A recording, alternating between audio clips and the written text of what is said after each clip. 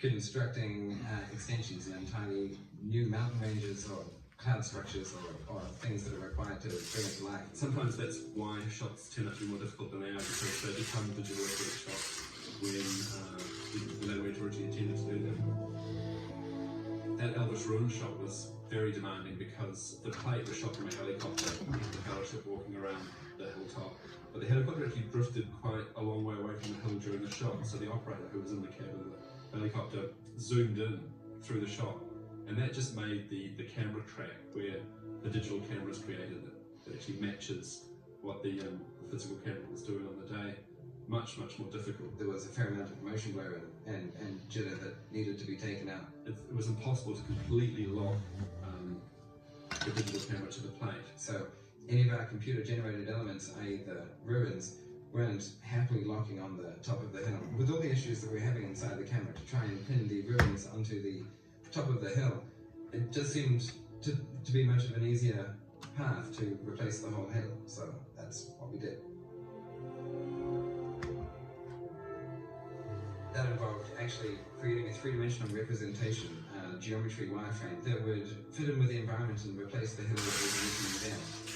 And this allowed us to more seamlessly integrate the ruins into the environment as opposed to having them stand out in contrast next to the live hill. And this is the model that we produced of the Elvish Ruins. It's built very much to look good from the camera's point of view. There's not going to be much over the back of the hill. So it's kind of like a digital equivalent of a film set, where if the camera doesn't see it, you just don't bother building it. We also did what we called CG environments, where we actually build an environment entirely on the computer. Dryadolf is a great example because that's just an environment that would be very difficult to build on set. It's so vast. I think it's 45 meters from the floor to the ceilings of that space. I think they did consider doing Dryadolf as a miniature, but they quickly realised that in some of those shots, when you're looking down the long corridors of pillars, you're seeing hundreds and hundreds of pillars in some of those shots, and it would have been prohibitive to build even a miniature environment that would cover the scope of that shot.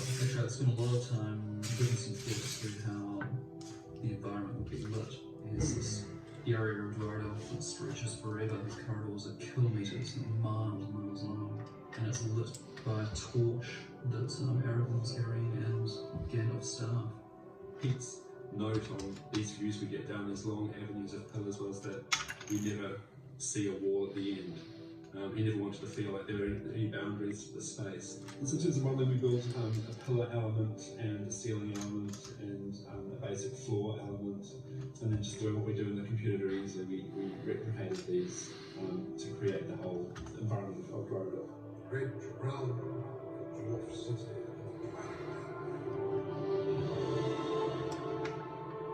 One of the real motivations for me to want to make The Lord of the Rings was the monsters. I mean, it seems like a strange thing to admit, because obviously the film has a lot more going for it than just monsters, but I've always thought it would be great to do, a fantasy film in that Harry Houser style with computer-generated creatures.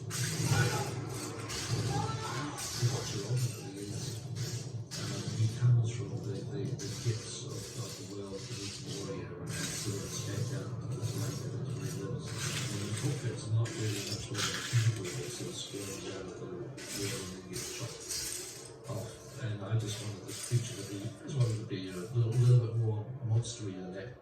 So the obvious answer would be to do that digitally. The brief from Peter was that he didn't want it to look like the old rubber tentacle on a wire coming in and grabbing around an actor and blending in. He really wanted these dynamics, and he wanted this thing moving a lot quicker and splashing, and the actors are coming out and slashing tentacles off, and this thing's thrashing around in the water.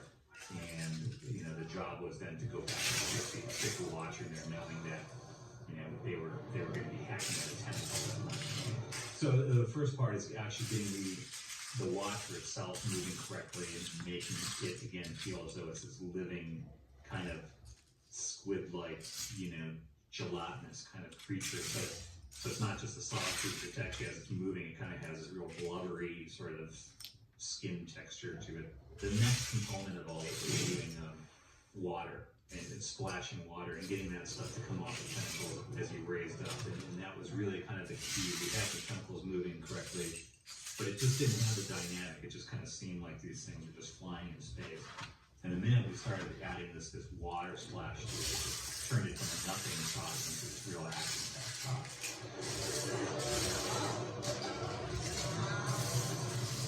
The creatures, they were designed to have a rationale to their physiology. You know, the cave troll was designed to look like it's a humanoid creature that can physically exist. I always think the best monsters have personalities, and I wanted the cave troll to be, well, I wanted him to be basically a bit stupid.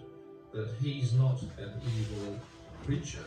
He's just a sort of like a big, clumsy kid who's fallen with some bad friends, and the goblins have kind of, you know, they've got him on a chain, and they probably treat him pretty badly. And I always imagined that the cave troll had a mother, and that, you know, she was probably waiting for him somewhere else in Moria. She probably had his bed turned down and a glass of warm milk by his bed, and, you know, he's never going to come home. It's kind of, you know, it's sad. The cave troll was the first creature that we actually took to completion. It was one of the first things turned over from Richard Taylor, one of the early creatures that was scanned by Matt Aiken, and was, if you like, the test creature for the pipeline from soup to nuts of the creation of a final, finished, workable, usable creature in the film. And so we learned a lot with it. How do you get the skin to move correctly with this cave troll? As he's putting his arm back, you want to see stretching his muscles and all that sort of thing. So we actually went with a kind of a skeleton muscular system where literally you could take the skin off the cave troll, and the next layer underneath would be the muscles. And if you pull the muscles, the next layer would be the skeleton. And so what happens is you do get that nice kind of flexing thing. So as he moves back, he gets a bulge here and this stretches here correctly. And it's all because those muscles, the skin is basically sliding over the muscles just like your skin would do. We did an early animation test using a bouncing ball that was, I think, very encouraging for us, and assured New Line that we were on the right path to being able to create creatures that were going to have a face to film and look good.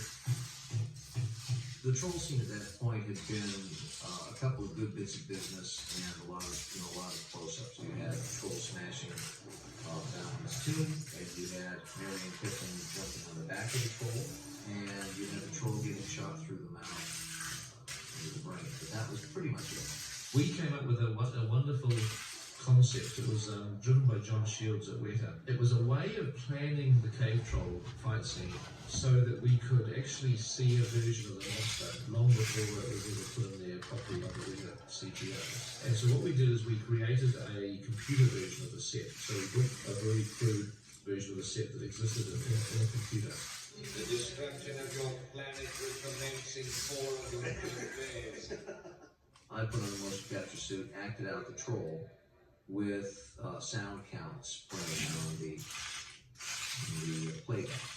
So I could just hit, certain actions at certain times. Now we have a big troll inside Balin's tomb, all existing in virtual world. Then we went back and we rescaled the motion capture stage so that the human who before represented the troll now represents a human-sized character. And so we did that for all the main characters, and we'd rescale it for a hobbit size and have a hobbit, Then we had all those, we put them all together, all 9 characters and a troll together in this set. So it would play back as a choreography. And then we went and got the virtual camera. The motion capture guys who normally, put their reflective tape on humans and on objects and whatnot and capture all that motion and turn it into digital information, decided to do the same thing with the camera. I was given a piece of wood, kind of like a lump of wood, which was a camera. And the reason it was a camera is because they attached these electrode things to this lump of wood. It was on a stick, it was a thing on a stick. So all of a sudden, they had a Steadicam inside the computer, and when you put on a pair of VR goggles and saw what the computer could see through that camera, all of a sudden you had a viewfinder. I was now being able to sort of move a fake kind of camera within a computer world of the set. And you could just sit there and run around like a documentary camera, which is the way we approached it. So we did it real roughshod. It was all of this was being recorded on videotape. And so what it ultimately allowed me to do was to, in a total virtual CG world, I was able to film the cave troll as if I was on the set with a camera.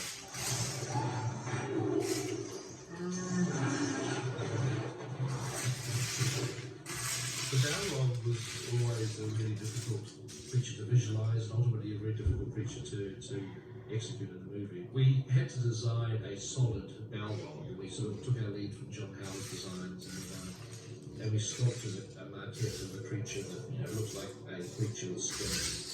But then we wanted to really not see much of his skin. We wanted to have cracks and have glowing lava beneath the face, like he was actually made up of fire or lava. We were going to have to end up doing it CG, and the reason why I was so afraid of that was there's just something about computer-generated fire. You can get the dynamics working correctly, and you get the stuff flowing nicely, and it all does the right thing, but it doesn't look correct.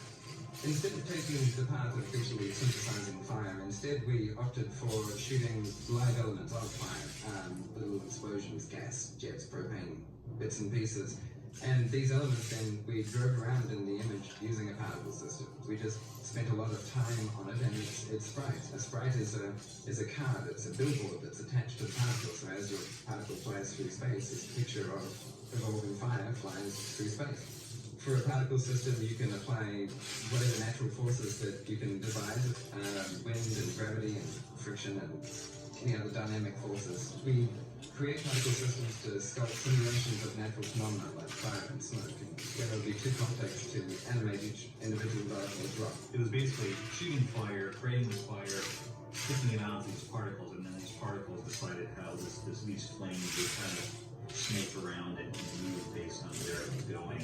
The Balrog emoted in many different ways over the course of the sequence. Inside, he's all thermal, he's all fire, and it's barely contained within this cracked skin. And every time he moves his shoulders, the this crack starts separating, and the plates float on his surface like tectonic plates. And his particular motions and actions needed to emote through his fire. There's various shots of him being all Charles Atlas and blowing fire from every crack on his body, which was quite fun. It was all a bit of a blur, really. About a month's worth of R&D developing sprites and techniques to make sure that we could actually do it in shot. Then after that, about 6 weeks of intense production in a team of 5 people. It was an epic rush, actually, but it was definitely worthwhile. We were churning out shots by the day. In terms of farming workout, there wasn't a whole lot farmed out. There was the Fort Agreement. The reason why that was farmed out, it was a nice little sequence piece. It was very complex and took a lot of time to do. Digital Domain got involved in Lord of the Rings. As they were nearing the end of their schedule, they realized that they had a couple more things than they could do on the project, so they started to go out to people who they had some comfort level with. We had worked with one of the producers there before.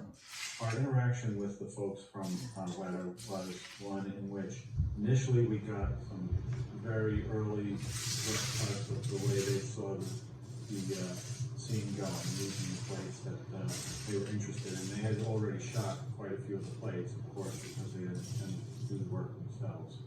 And then they finished some early artist renditions of what the water horses might look like. Once the race crossed into the riverbed, the rising, flooding river now turns into these very ephemeral, amorphous horses that are the water horses that end up basically trampling the ring race. In addition to the interactive water of these horses running towards us, the entire sequence is made up of either manufactured or shot elements of water and then sewn into the scene, as you would say. The water horses were using the same models of the horses that we used for the ring race, but then we just brought those into Houdini and used some of our own 3D methodologies for simulating water and cloud-like and volumetric type scenarios. When you mix all these other 3D passes and all that water, you got something.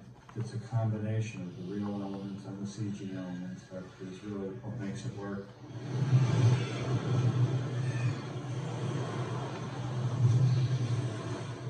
Peter wanted to make this Wraith world a kind of a slightly scary place where you don't necessarily want to be, because otherwise you just stick the ring on and walk around invisible the whole time. Peter's theory originally was he wanted it to be this kind of almost glary, white, really fast moving, very frenetic, like windy kind of world when Frodo puts the ring on and he goes into this other universe, essentially. The idea was to make it look like a painful place to be in, and so these bits and pieces of him are just kind of almost tearing off as he walks through this thing. There's a really fast wind blowing on them, and as the wind blows, it tears them apart, and pieces fly off, and then as the wind disappears, the pieces maybe come back, like reconstitute.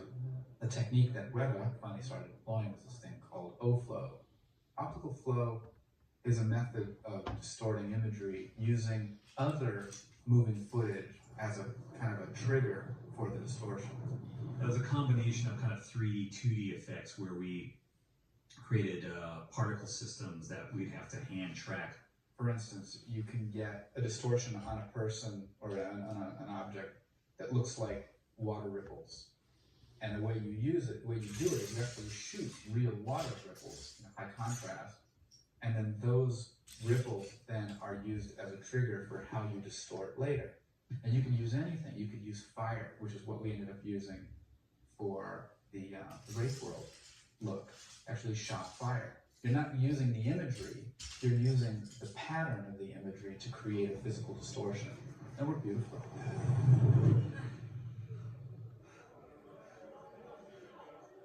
A really cool technique that Weta developed is this handheld scanner that they found that had been being used by the meat board in New Zealand to scan carcasses for some grading purposes. It's a vast improvement over the way it used to be done with sectioning, scanning in and sectioning off a maquette. The extensive use of miniatures, big wide shots that we wanted to capture, and some of the hazardous places we would have had to place our actors on either a blue screen stage or on a real location, demanded that we create a digital double for each of our main cast so that we could actually have our actors put in these situations and run across terrain or through the mines of Moria. First thing that they had to do was they actually went out and used our 3D laser scanning system to scan the faces of the actors that were going to be used. Digital doubles. Audition for the new matches, that's I'm trying to imagine this process. You're going to be like in a starting pose like this. This is how you start all your moves, okay? We'll take a snapshot, we'll identify all the markers, because there's 12 cameras looking at you, and then we want them all to know what marker 1 is, what marker 2 is, so and so.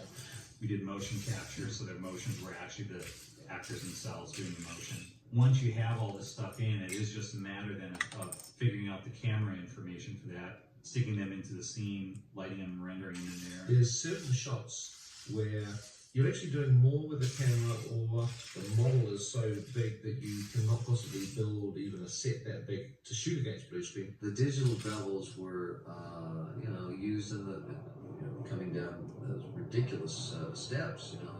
Ridiculous in their pitch. They're like a Mayan pyramid, and the concept of Mayan pyramid is, it's very embarrassing if they throw the corpses of their sacrifices down the stairs, and they stop midway. That just wrecks everybody's afternoon. So they build them so that the corpses won't get all the way down there. Same thing with actors running down the set, built like that, except the actors aren't corpses yet. You don't want them to become corpses, right?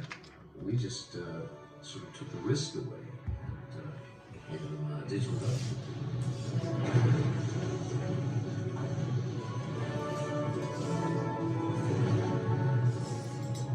Shots we did for the Fellowship using computer people is the one where the camera soars up over the bridge of Khazad-dûm. That was a miniature, and it's funky shot of the bridge. The motion capture on the bridge was quite elaborate. We did that with each character captured separately. Not only that, since the bridge is about 150 feet long, we had to capture it in from 3 to 5 separate sections. We'd capture a guy running across the bridge, and we'd have to blend them together. The motion editors blended them together. We're drawing more and more elaborate paths with every person that got on there. So by the time we had them all across, it was really, the job got tougher and tougher with each guy, because they're running along and then one will slow down a little bit, the other one will have to slow down and change his weight and all that. It's really pretty elaborate. Every time I see the movie, I look closely at those guys and I can't even tell that they're not real. They look totally believable. Peter actually went back and hired a programmer who he's worked with over the years, Stephen Reglis, who actually wrote this program we call Massive to create this massive army in the prologue. There's artificial intelligence, which is basically an attempt at emulating the processes of the human mind. But there's also artificial life, which is really more of an inspiration for Massive, which is using natural processes to create lifelike results. In Massive, we try to achieve natural crowd-like behaviour, not by controlling the whole crowd, but by creating one agent who will react naturally to his environment. We call them agents because it's a common term in artificial intelligence for a decision-making unit. Then when we put thousands of them together, they will give us an emergent crowd behaviour that is also natural, without us having to say how the crowd has to behave. Most of the late work in Massive was in basically enhancing the brains, enhancing the modularity of the brains, and developing more sophisticated behaviors. Again, always in hopes that the more sophisticated behaviors are the more compelling and truthful the resultant motion will be. Film one, I think you pretty much ask anybody in the facility, and it was just pain. It was just pure pain. You know, someone said, "Look, hey, I don't want to see the lightning in the tunnel." And someone was like, "No, let's train." You know, that's how it felt. The pleasure kind of comes on that last day, and you kind of look at it all, and you see the film for the first time.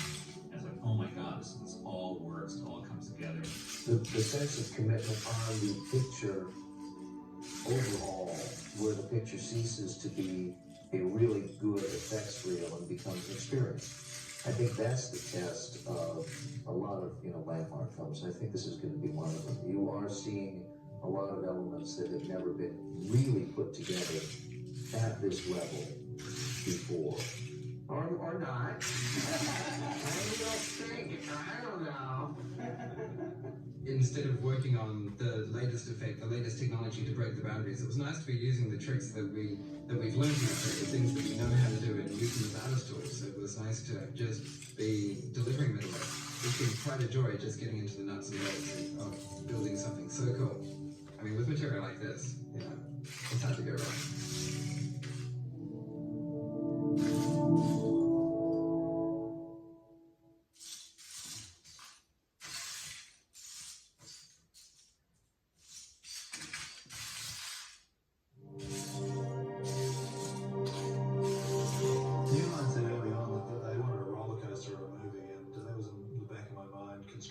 September 99 I started, a week before this shoot. It was a big unknown, huge unknown. We didn't know whether we were going to have 3 million feet of film, million feet of film.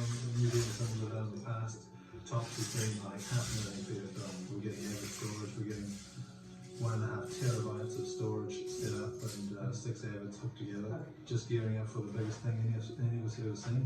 The size of the project was quite amazing. The amount of footage that was turned over through the cutting room was nothing I'd ever seen before. Normally we'd have a ratio of 12 or 15 to 1, but on this I think we end up at 150 to 1, so that's a lot of film. Some stages we had like 7 to 8 units out shooting, all producing footage. How many units have we got? I've lost count. There's one over here, there's one down there, there's one here, 2 cameras. There's another one somewhere. Many units make much as work with the editors. 5 million feet was shot, of which we printed scenes, so we'd probably have about 3.5, 4 million feet probably. We actually took editing equipment out onto location and followed Peter around. They moved to Methven, Edoras. Peter was going to have a little bit of time for us. We decided we would put everything in a chopper and fly the length of the South Island up over the mountains. We had a chopper ride one morning. Fantastic, up the Southern Alps. We came in over the set they built for Edoras, and Peter was flying the chopper alongside, and he did an approach to Edoras. I think he was planning a shot as he sort of chopped it in up the valley towards Edoras, a sort of tracking shot into Edoras. And so we landed there, and we were editing in a couple of hours' time. We set it all up and dumped the computers there. We were there for 4 or 5 days, then the cut's done, we're out to Wellington and still waiting for Peter. On a normal movie, your dailies are usually about 25 minutes long. Sitting through dailies was, sitting through dailies was great some days and excruciating on others. Very important to watch the dailies because you do have to know what's being photographed. You have to know whether it's in focus. You have to look at the performance of the actors and start to feel the film coming together and the characters. It's all very important information for you to know as you're going through. But we had a real difficulty in our film because of all the units that we're shooting. And it was obviously vital that I watched what they were shooting too, because I had to know what the other directors were actually doing. Our dailies ended up being usually 3.5 to 4 hours long. If you can imagine that every day we had to sit through screening that was as long as being here. I think the largest thing I've done to go to the Kylie in a day was 50,000 feet, which would equate to, I think, roughly 8 hours of days or rushes. Usually Andrew, Leslie and myself were the only ones awake at the end of it. And slowly as the 4 hours rolled, there'd be a chorus of snoring starting to happen. I know that Barry Osborne used to loyally come to dailies every single day, but usually by about halfway through he'd be gently snoring behind us as well. I went crazy one night. I was sitting there watching it, the horse chase sequence, which has ended up quite a brief scene in movie one. It's I think about a couple of minutes, if that. And there was hours and hours and hours of these horses charging around in circles. I was sitting there one Friday night. This was about a month into production. Someone had asked, "Oh, how much more of this is there?" And someone up the back said, "Oh, I think there's one more reel." That meaning 10 minutes. Actually, there was another 2 hours of it to go. At the end of that screening session, I was feeling a bit homesick. I went home and like ticket back to Sydney, and I just had to go home. It was too many horses. There were some scenes that he really just wanted to be with me when I cut them. For example, Boromir, when he gets shot, he gets the arrows in him. He said, don't touch that, I'll come and cut that with you. We'll go through the material and we'll pick every moment. And I said, okay, so I put it aside. Time went by. Eventually, it was getting close to the point we had to have an assembly. I said to myself, well, I won't tell him, I'll just put it together. So I shut myself off for a day or two, put that scene together. And it's as it is in the movie. It's never been changed. People never looked at the dailies. We never went back there. So I was quite pleased with that. After a couple of months of cutting, you get to see a pretty tight version of the film that matches the script. People might think, well, that's the film finished. You match the script and that's exactly what you want.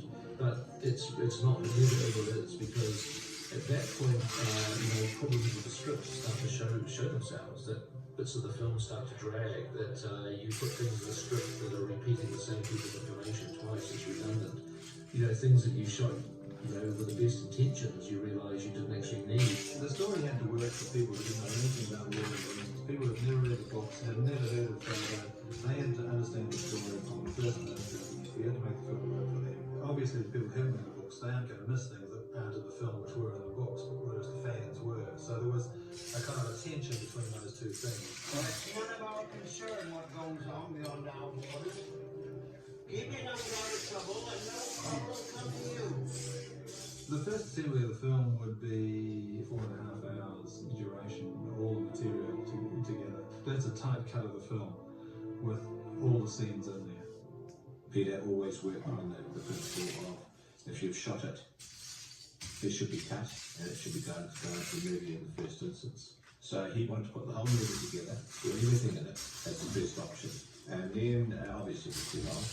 We all went to that, too long, everybody agreed it was too long. And the next process really was to start figuring out where it's too long and whether there's any elements of the story that aren't clear. This amount of material, you're conscious of how long the audience will sit there in cinema. And I think this is a special film, but 3.5 hours, 4 hours, it's just not a commercial reality. The epiphany we had was that film one really needs to be Frodo-centric. And we spent a day together in Peter's house, sort of rebashing out the story, on paper, Frodo-centrically. And when we did that, suddenly you didn't have to argue about the relative merits of individual beloved scenes anymore, because it became immediately self-evident what had to, quote, go. Anytime in the movie it goes away from Frodo, and it's not about him, or about the ring, or about other people's impressions of the ring, then we've got to have a really good reason to have it at the movie. And obviously the scenes that we have to have, when Gandalf goes to see Saruman, there is definitely moments where it goes away from the ring, but those are completely essential parts of the story as well.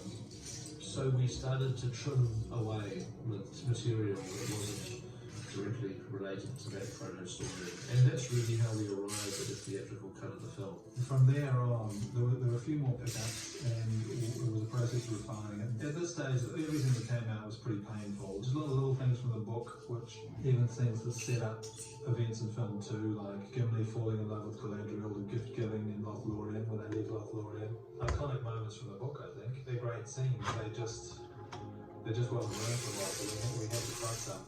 On any film, it's always the beginning and the end that you really struggle with. During the process of pickups and sort of revamping film like that and rescripting bits pieces, they sort of thought, what are we going to do about the prologue? And the prologue, we struggled with it, and it was the last thing we finished. It was originally written to be a 7-minute prologue in front of the film, telling the story of the ring and the Sauron, of Isildur, and failed attempt to destroy the ring because of the ring. During the cut, we went away from that idea and we tried to incorporate that material where we were relevant to the story, but we never made it work. It always slowed up the film there. So this was kind of unfinished business, and we still hadn't dealt with it. At the very last minute, so the Christopher left out the studio, as Peter was leaving for London to score the picture, and we worked out with reinstituting the prologue and ultimately cutting the prologue and adding some new visual effects. This is in June, way less time to do all this incredible amount of work. However, somehow, as always, the motto was, okay, we all know this is impossible, so let's just get on with it. And that's what we did. John Gilbert packed up his hard drives, and we set up an Abbott in England where Peter was living. So Peter would go scoring during the day and come back and work with John at night to cut the prologue sequence together right up to the very, very end. And Howard would have to be peeking over the shoulder, kind of figuring out the score for this sequence as it was evolving. Usually on a film, we hit a lock date, there's no more money to continue, there isn't always the will to continue, but in this case, there was always the will to make it better. There's a lot of risk associated with shooting 3 films at once. There was a lot of pressure to try to make the Fellowship obviously successful. The cut that you see in the movies, it is Peter's cut. I mean, Peter didn't, while Neil Line had a lot of opinions about the cut, there was never any actual interference in the cut. Peter was able to make the cut as he wanted it. A lot of the scenes that were deleted earlier on, maybe a year ago, are going back into the DVDs. So how long have we been in the theatre and we're still not off? Well, you don't like Monday. But when we pull them out close and we look at them and say, hey, this hasn't been subjected to some of the rigour that the rest of the movie went through, so we're going back and we're polishing them, tightening them up, maybe selecting different takes, getting the actors in to do ADR for new takes, rescoring them. It's a big process. Never mind being a single editor on film 3, but in fact, my machine's being used by the editor on film 1 to do the DVD. And so, what am I going to do? Sit on my butt and do nothing? I don't think so. As deep and resonant as the theatrical version of The Fellowship of the Ring is, this gives you all kinds of layers, especially strongly as it relates to Aragorn, his whole backstory, his history, what drives him. It's like peeling away layers. If you look at this extended cut, there's like at least 10 more layers of stuff that you're going to see that is just absolutely fascinating. The wonderful thing about DVDs as a different medium in cinema is that the expectations are totally different and the expectations are paced different. So I really think it's a great opportunity to be able to now restore back into the movie. We're not having any separate chapters, we're putting them back into the body of the film. About 30 minutes worth of extra footage that we have, great little scenes, and some big scenes too. They're very often character-driven scenes. They have more humour, and they tell you more about a lot of the characters within the film. They give you more information, more background. You have so little faith in your own people. Yes, there is weakness, there is frailty, there is courage also, and all to be found in men. But you will not see that. The great scenes that came out, and it's going to be fantastic for the fans that when they're rolling out the DVD and they hit the new scene, they're going to get excited, I think. I'm really just delighted to be able to finally make these part of an alternate version of the film, and that's really what I regard the extended DVD release as being. It's like an alternate version of the same movie. It's pretty cool to finish film one. It really is. You know, doing this extended cut for the DVD is just putting a few things to rest, pulling some scenes out, some beautiful scenes, putting them where people can see them, and then I can go. You know, I've done my business, and I can pass the baton to film too. You know, and to be quite honest, it was exhausting. I'm pleased to go to them, but you know, I suspect it's like giving birth. You know, women do it. Immediately afterwards they say, I'm never doing this again. But a year or two further on down, you know, it happens again.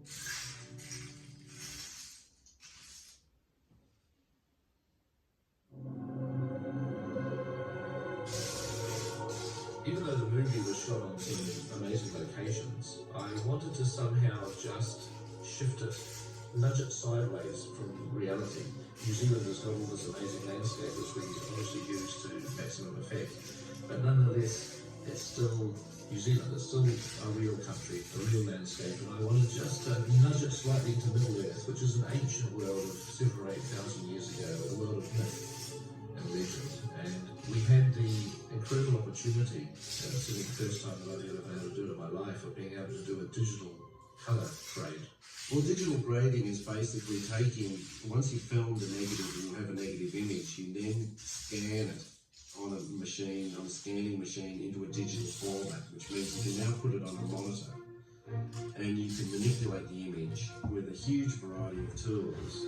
You know, you can make it brighter and darker, you can affect the colours, you can affect highlights and shadows, and you can isolate some parts of the image, and you can basically manipulate the image in just about any conceivable way, and then you scan the footage back out onto negative. So what you end up with is that you started with a 35mm negative, then you finish on a 35mm negative, but you've been able to sort of influence the image in between. We set about figuring out who we could go to do that work, and we bid it out to a number of different places. It's an evolving area.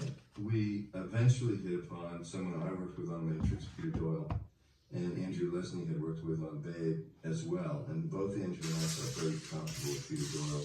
And I knew that Peter Doyle throughout Matrix always said to me, we should digitally grade this whole movie. The push for digital grading was twofold. One is straight up pragmatism. It's multiple cameras across many months of shooting with quite unpredictable weather. So you would have a situation where it is a dialogue scene and you would be intercutting between 3 or 4 cameras spread across a period of like 6 months. So digital was a tool that could basically just bring consistency to that and to just to help take a little bit of the pressure off being able to shoot without a filter and get another half hour of daylight at the end, knowing that digital could just kind of pull it back in, knowing that it's a handheld shot and the focus just didn't quite get there. The actor just moved their mark slightly different. It's a fast shoot, and that's the performance that has to be used to just know that we can get in there and just sharpen just that little bit. Just all sorts of like little just technical things that just enhance and just help, you know, the process. We ultimately did about 70% of the fellowship with a computer.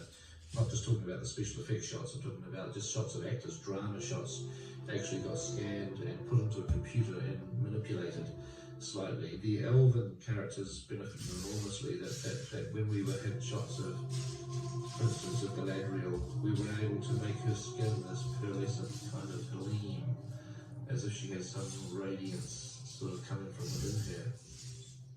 The idea was to obviously get the look of the film to have this kind of storybook look to it, and this is one of the things that Peter Jackson would always kind of impress upon the post-grader, was that he would literally sit there with watercolors and say, this is what I want it to look like. It was one of Alan Lee's watercolors. So, for instance, in the scenes in Mordor in the prologue, we wanted to make them feel like they were antique, that they were antiquated.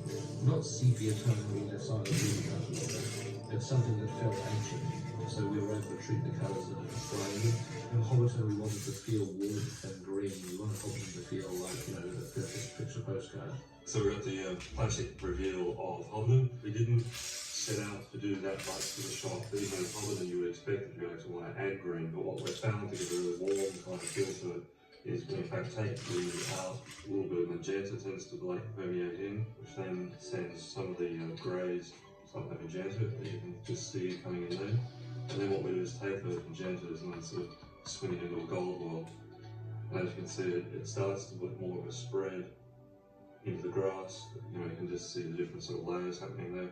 And it gives that kind of the warm feel that is sort of holiday.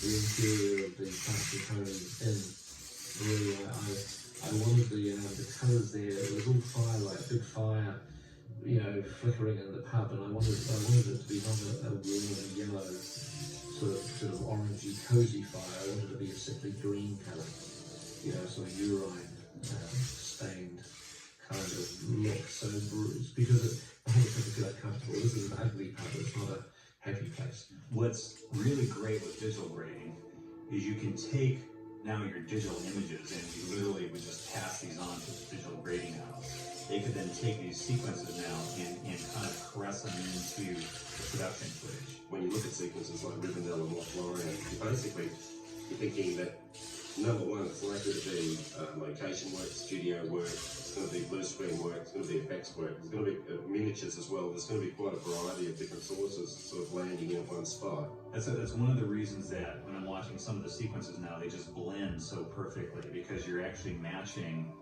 the live action photography and the digital photography. You know, you're bringing them both together. So you're not watching a live action play, which is maybe color graded one way because a filter was thrown in front of it, and then now here comes your digital image. And so even though the same color, they might pop out a bit from each other in the old lab process. The look for Meloria is very distinctive because it is very monochromatic. What we did is we basically made a decision that because we were entering a civilization that was dead, we would literally visually interpret that as saying that we are sucking the life out of the colour palette. And once the entire sequences came together, we would extract colour out of the whole thing, which we did digitally. So when they first go into the mines, we still have the full colour palette, but what we did is we desaturated the colour very heavily so that a lot of the art direction, which is already fairly monochromatic, would virtually go completely black and white. And in many images, the only thing that was left was either we just had a very subtle green cast in some of the shadows, and the flesh tones were very weak, but they were still there, and the flaming torch. Each step tends to then trigger some decisions and choices for the next step. So we have two characters, Legolas and Aragorn. Legolas is delivering a line. You could say that it's a slightly busy shot and you've got a reasonably flat background of two characters. So what we would probably in fact do is it would be great to just have a very soft little subtle spotlight just on Legolas so that your attention is really there and not necessarily on Aragorn. What we can do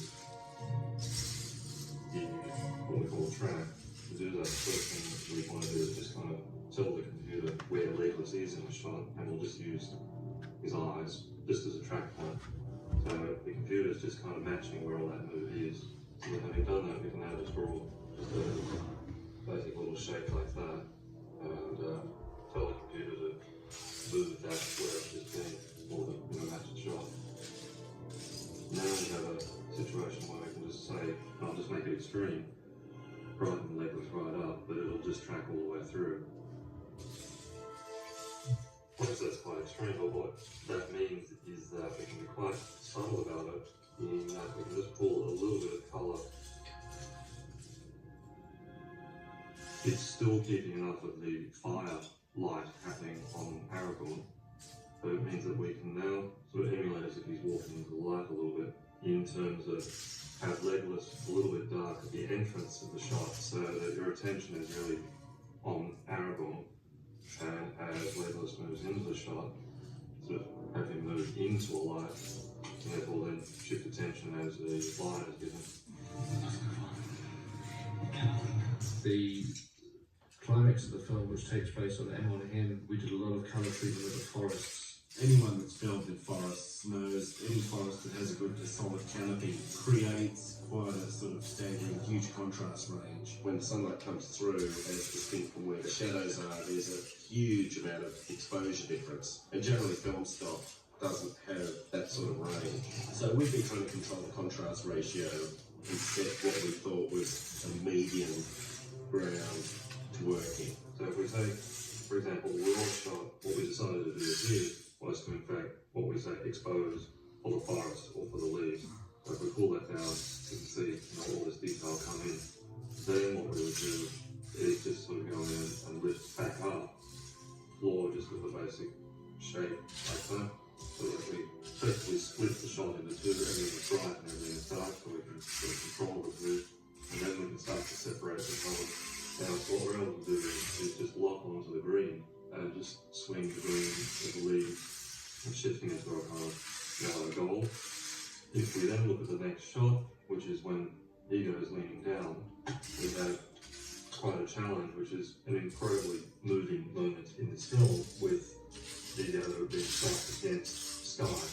So what we want to do is balance the Ego's face and get in and really separate that foreground, which we can do by selecting anything that's bright, for example here, doing that down, and then swinging the green as that around, so that it's definitely sort of autumnal and golden and really just play with the exposure. Because we had an interesting discussion, which is certainly something that Peter likes to work on a lot, is do we set it in a way that it's actually just a little bit hard to see what's happening in the eyes, or do we in fact sort of relight the shot a little bit so that you are definitely focused on the eyes? In this case, we had very minimal little spotlights just on the eye, just so that you can absolutely focus on the performance. I did not know what strength was like, but I swear to you, I will never see.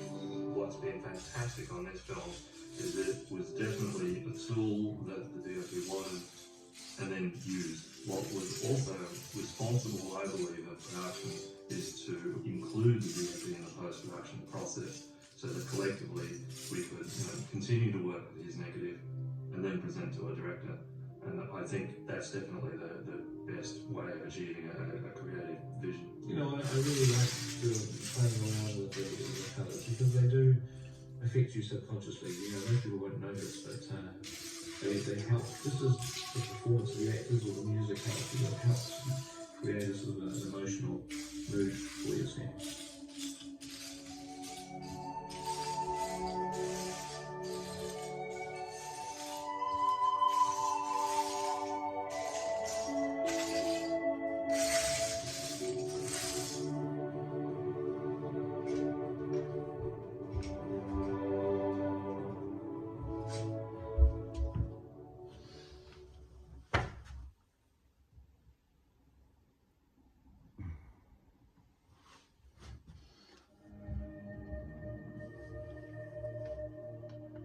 The music score in any film is obviously vitally important because it totally guides your emotions when you're watching the film. I mean, the actors can do their job, the director can do their job in terms of creating a certain amount of mood and emotion, but obviously music is like so strong in evoking what you should be feeling at any given time.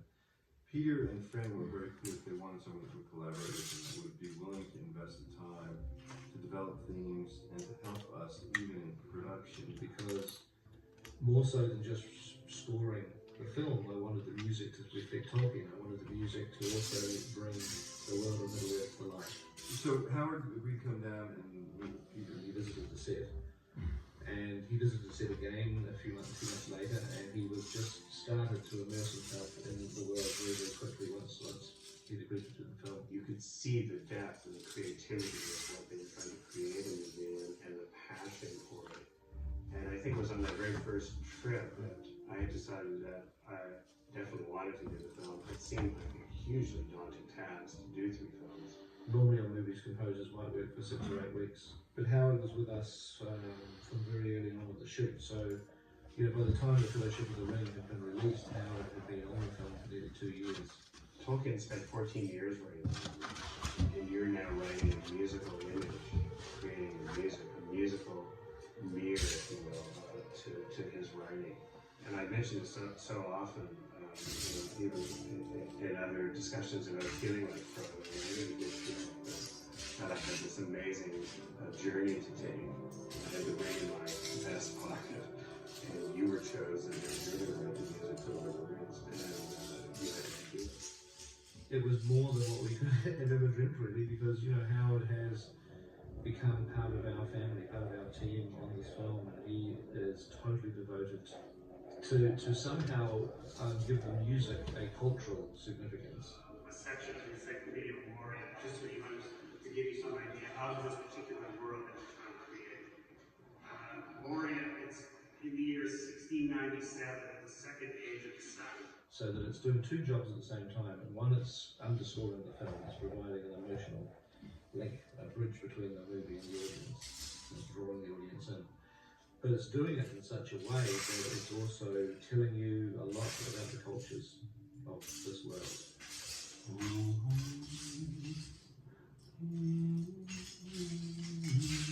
We don't really have the ability in the movies to use the songs and the poems to the extent that Professor Tolkien did in his books. But we are obviously trying to acknowledge that and to make it part of the texture and fabric of the movies.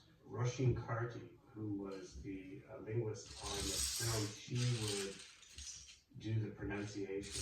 When I first met Viggo Mortensen, who plays Aragorn, it was the first time he said he wanted to sing this song. He's made up the tune himself. He wanted to give it a Celtic feel. And he's taken to the Elvish language like a duck flute. In Elvish, it's Tinuvian Elvanui, Eleth Alferin Everhar, Ohonrin Finnid Fuinui, Alec Gelebrin Thidlo.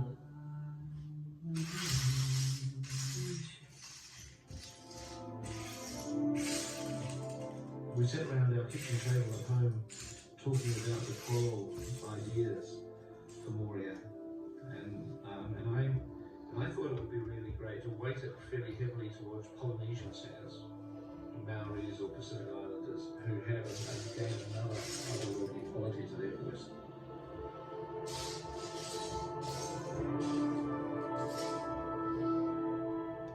Lines being a dwarven kingdom would really suit having sort of male voices, a bit like a Welsh mining choir.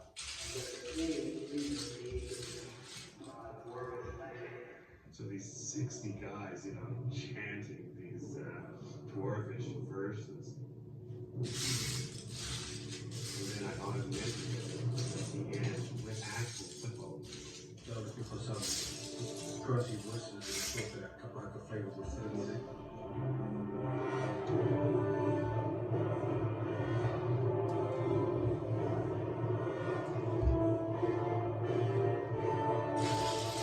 So Howard basically, found himself as the Wellington Town Hall in New Zealand with an all-Polynesian male choir.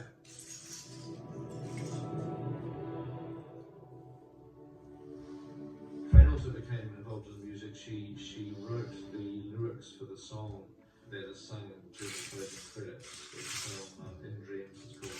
She helped Howard direct the boys' choir. It was a London school choir with a wonderful young boy. Edward Ross is probably about 12 years old. He represented the boys, and there was a boy soloist for the choir. That song was recorded in the number 2 studio at Abbey Road, where the Beatles did all their recording. And as a huge Beatles fan, I was incredibly thrilled to be there and find myself there recording the song for our movie.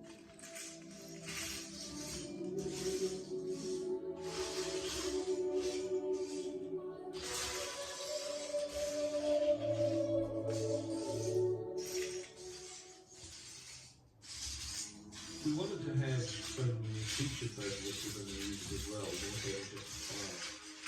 And Enya's music has always been, closely related to Tolkien. And I wrote the beginning of it, where you see Arwen with Strider.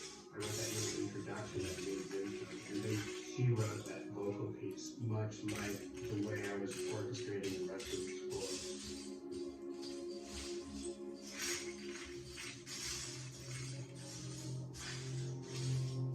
The Lothlorien music, the music of the elves and Lothlorien, we deliberately gave it a slightly Eastern flavor. Has some very exotic African instruments playing and some East Indian instruments playing in it as well.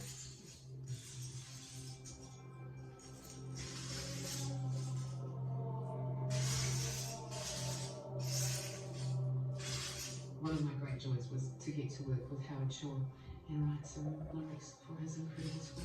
Philippa wrote a lot of the choral pieces that Howard needed for the various parts of the film. Whether they were Elven choral or dwarf choral or the vocals. We wanted to have the songs that were as well. Although we didn't think it was appropriate to use any of both places because we wanted the music to feel like the thing was belonged to one part of the Irish world, and we wanted a different voice for Lothlorien just to make them feel very separate. Elizabeth Fraser, she has the most wonderful voice and ability to create this very ethereal sound with her voice.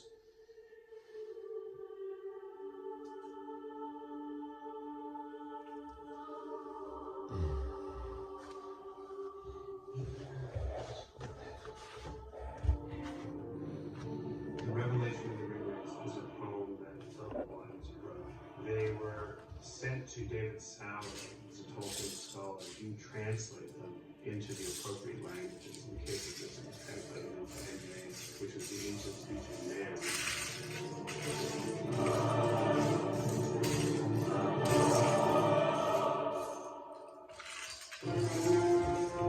Isengard is the industrial age, and it's written in 5/4 to evoke this kind of things being a little off kilter. I mean, the 5/4 rhythm is a little unusual, and it always felt a bit unresolved.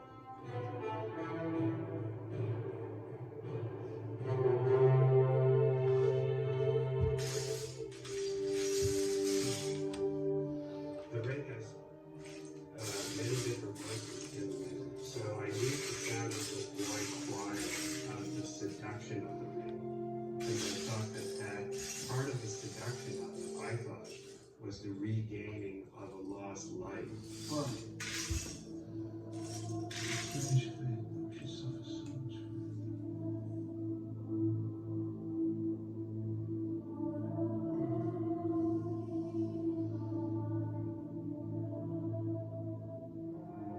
For the evil of the ring, when Gimli tries to destroy the ring, and you hear that people listen to it, and the black speech coming out of it. And then there's just the sheer power of the ring. You hear it in the prologue.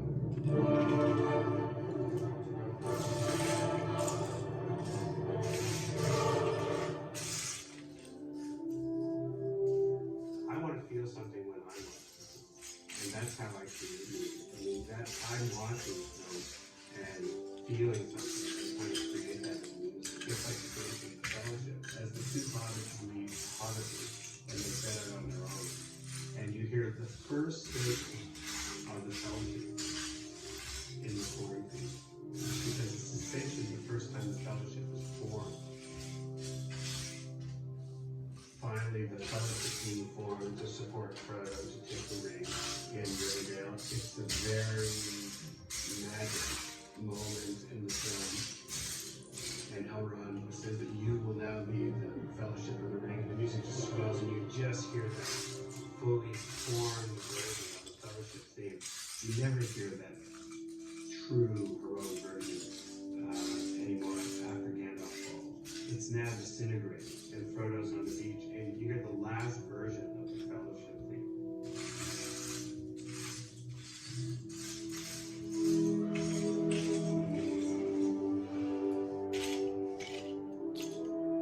What I'm doing now is writing 30 minutes of new music. I don't think anybody's ever done that. I think it might be a first, where the composer's gone back and recorded new music for new scenes that are wonderful scenes that give a lot more backstory to some of the cultures.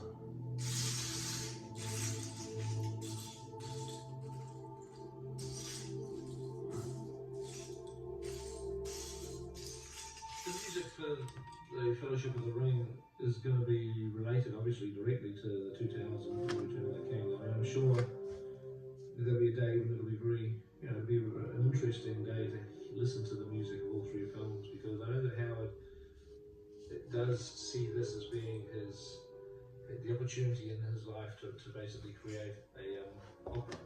Taking it out of the context of what we think of film music is what we think of as opera. So if you think you're writing an opera piece, you don't think of it as a choose. If you think of a much larger structure, it has to have that cohesive shape. But if you go to the opera, you watch Fellowship, which is Act 1, the curtains come down, and you've gone out to intermission, you've had a drink or snacks, and now you've gone back and you're sitting in your seat, curtains going up for Act 2.